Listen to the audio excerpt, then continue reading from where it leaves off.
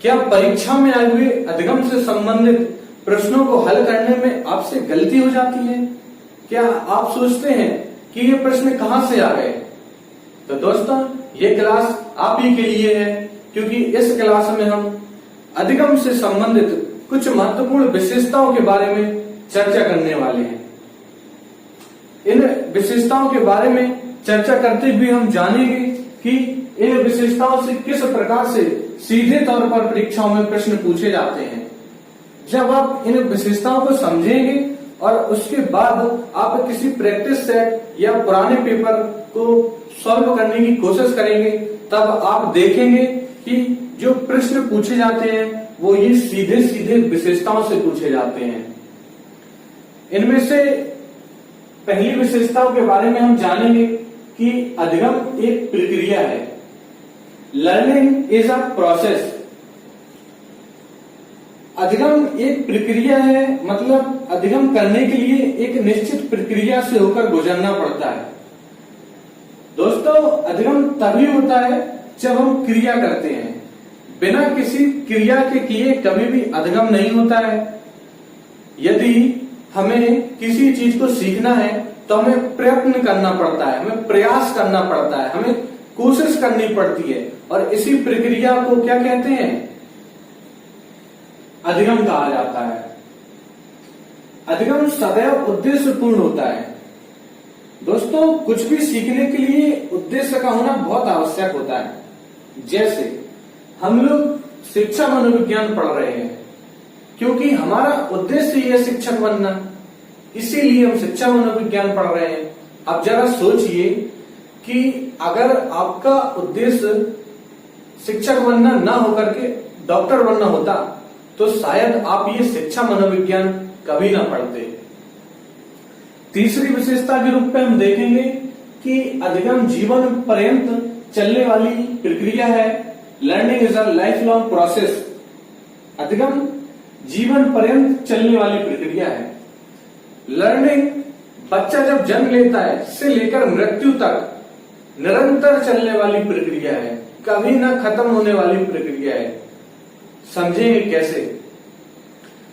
जब बालक का जन्म होता है तो अगले 24 घंटे में सबसे पहले वो अपनी आंखों पर समन्वय स्थापित करना सीखता है।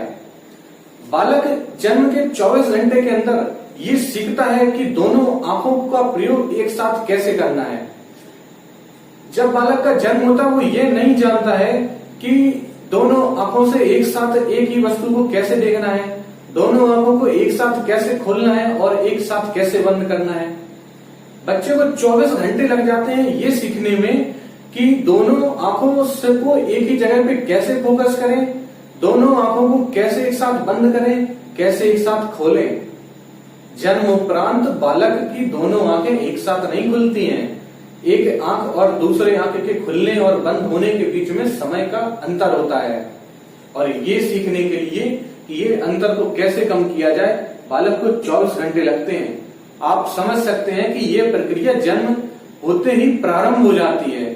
और रही बात मृत्यु की, वही बालक जब बड़ा होकर वृद्धावस्था में मृत्यु को प्राप्त होता है तो मरते समय भी वह अपने परिवार वालों को कुछ सिखा कर जाता है।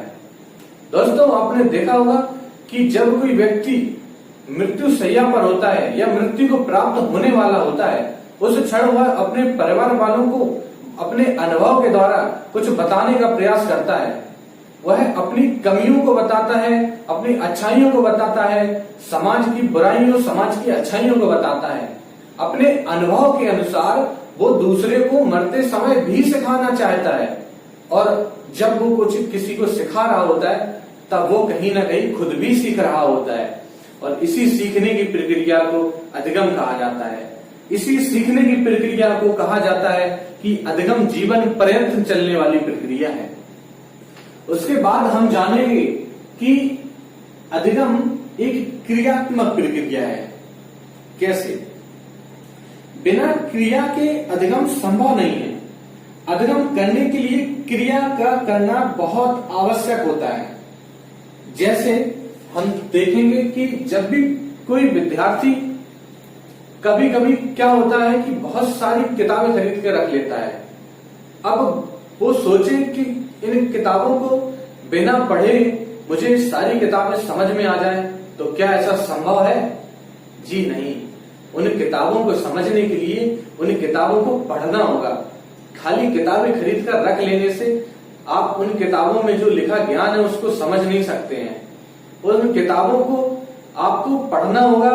उन किताबों को पढ़ने के लिए आपको क्रिया करनी पड़ेगी, और ऐसी क्रिया जब आप करेंगे तब आप उस विषय वस्तु को समझेंगे, और इसी समझने को अधिगम कहा जाता है। इसीलिए दोस्तों कहा जाता है कि किसी भी प्रकार का अधिगम करने के लिए आपको क्रिया जरूर करनी पड़ती है। आप जब भी सो रहे होते हैं तो अपना सपना देखते हैं, उस समय आप कोई क्रिया नहीं करते हैं, तो ऐसा सपना आपका कभी ज्यादा देर तक रहता नहीं है। सुबह होते ही आप उसको भूल जाते हैं, और जो चीज आप भूल जाएं वो आपका अधिगम नहीं होता है।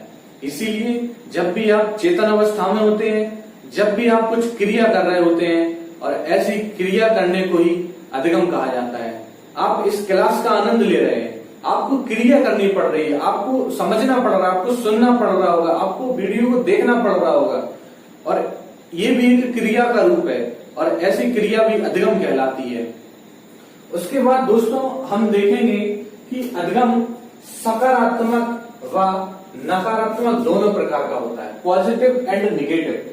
बहुत ही इंपॉर्टेंट एक क्वेश्चन इससे बनता है कि अधिगम सकारात्मक होता है, अधिगम नकारात्मक होता है, अधिगम सकारात्मक एवं नकारात्मक दोनों प्रकार का होता है, एवं अधिगम ना तो सकारात्मक होता है और ना ही नकारात्मक होता है। बहुत ज्यादा कंफ्यूजिंग क्वेश्चन रहता है ये, तो हम दोस्तों इसको देखेंगे कि अधिगम सकारात्मक भी होता है और नकारात्मक भी होता है, अर्थात दोनों प्रकार का होता है। कैसे? उदाहरण से इसको बड़ी आसानी से समझा जा सकता है। थोड़ा दोस्तों ध्यान से समझिएगा कि जब बालक बाल्यावस्था में प्रवेश करता है तब वो सबसे पहले समाज में प्रवेश करता है। शैशव अवस्था में बालक का समाज उसका परिवार होता है। परिवार के बाद जब बालक बाल्यावस्था में आता है, 6 वर्ष की अवस्था में उसका प्रवेश विद्यालय में होता है, और विद्यालय समाज का लघु रूप होता है।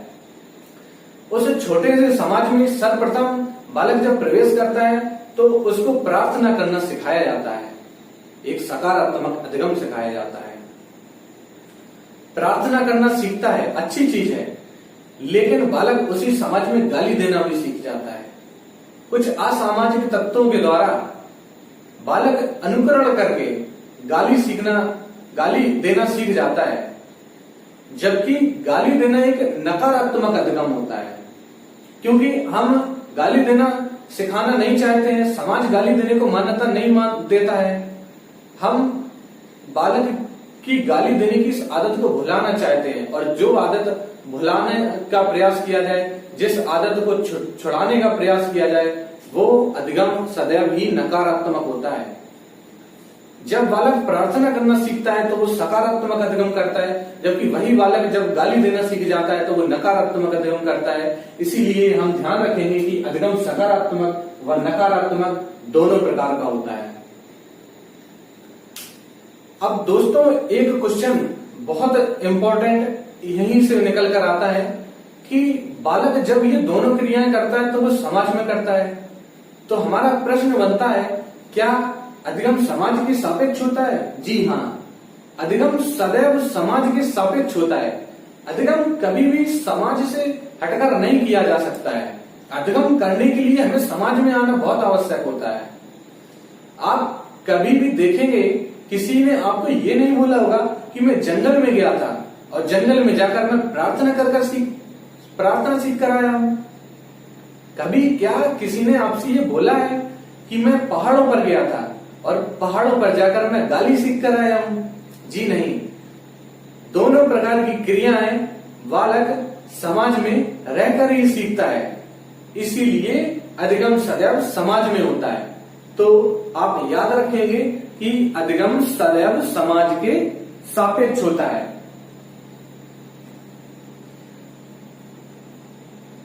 अगली विशेषता के रूप में हम देखेंगे कि अधिगम एक स्वाभाविक प्रक्रिया नहीं है। दोस्तों इस शब्द को याद रखें कि अधिगम एक स्वाभाविक प्रक्रिया है या नहीं है। क्वेश्चन सीटेट में सबसे ज्यादा पूछा जाता है ये कि अधिगम एक स्वाभाविक प्रक्रिया है, अधिगम एक स्वाभाविक प्रक्रिया नहीं है।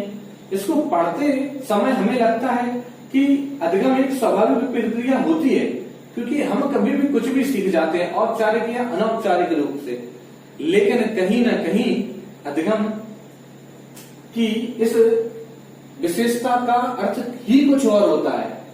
यहां हम लोग जानेंगे कि जो स्वाभाविक शब्द है, स्वाभाविक शब्द का तात्पर्य मूल प्रवृत्ति से है, ना कि आपके सीखने से है। स्वाभाविक शब्द का तात्पर्य मूल प्रवृत्ति से है।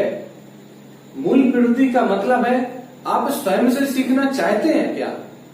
जी नहीं, आप कभी भी स्वयं से सीखना नहीं चाहते हैं जब तक कि आप पर कोई ना कोई दबाव ना हो, आप पर कोई प्रेशर ना हो।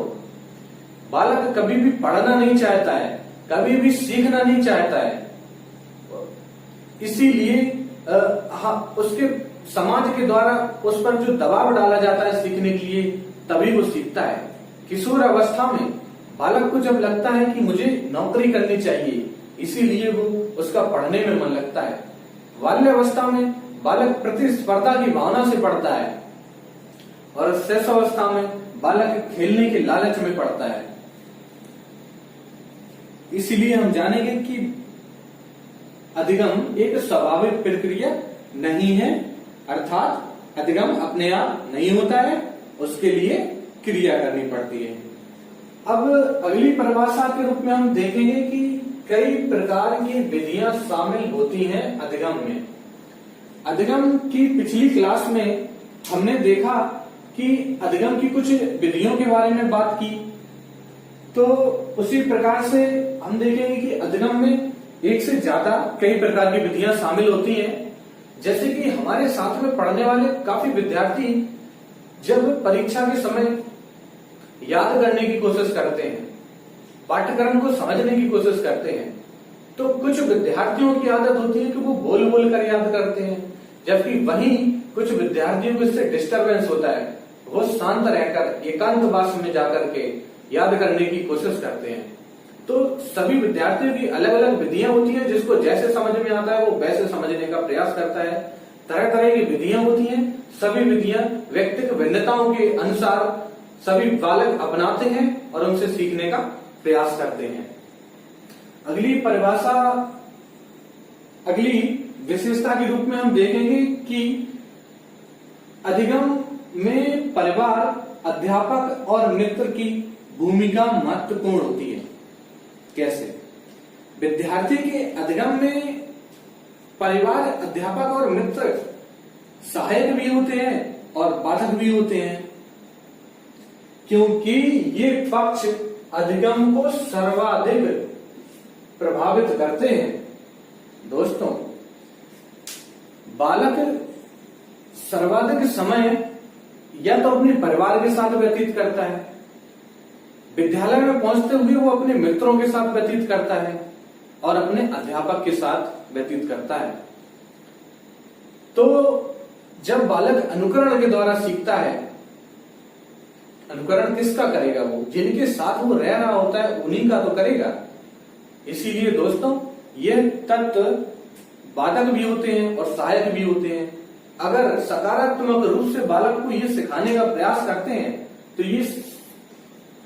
ये बालक के अधिगम में सहायक होते हैं, और अगर ये नकारात्मक रूप से बालक को सिखाने का प्रयास करते हैं तो ये बालक के विकास में बाधक होते हैं। दोस्तों, अगली विशेषता हम देखेंगे कि अधिगम सदैव नवीन नहीं होता है। पिछले लेक्चर में हमने जाना कि अधिगम सदैव नवीन नहीं होता है। कभी कभी क्या होता है कि पहले से सीखी हुई विषय वस्तु को हम दोबारा से सीखने का प्रयास करते हैं ताकि उसको भूल ना जाए।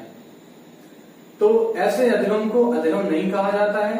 और क्वेश्चन अगर आता है कि अधिगम सदैव नवीन होता है तो हम उसको गलत मानेंगे। अधिगम सदैव नवीन नहीं होता है, लेकिन जब नवीन होता है तभी अधिगम होता है। कभी भी पुरानी सीखी हुई चीज अधिगम नहीं होती है। अगली विशेषता, अधिगम प्रत्यक्ष रूप से निरीक्षण नहीं किया जा सकता है। अधिगम का प्रत्यक्ष रूप से निरीक्षण नहीं किया जा सकता है। ये भी क्वेश्चन कई बार पूछा जा चुका है कि क्या अधिगम का प्रत्यक्ष रूप से निरीक्षण किया जा सकता है? तो अधिगम का प्रत्यक्ष रूप से कभी भी निरीक्षण नहीं किया जा सकता है, क्योंकि दोस्तों अधिगम बालक की या व्यक्ति की क्रियाओं द्वारा प्रदर्शित होता है।